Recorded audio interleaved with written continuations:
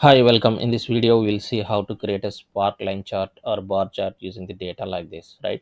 So here I have a column called customer. I have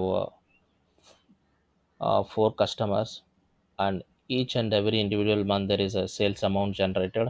I have this data for Jan to December. So first we will see how we can create a Sparkline bar chart for this.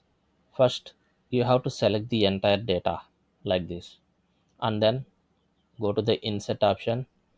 On the right hand side, you can see Sparkline and the column chart, right? So we are going to do the column chart for this time. And when you click on this, it will ask for the location range selection. And here what you have to do is, so this time you are going to create a bar chart, right? I will select this one and click on OK. See, bars are created. And here I'm going to create a line chart. And again select the same data, go to the insert and Sparkline line chart. And the location range, you just have to select this range and click on OK. Here you go.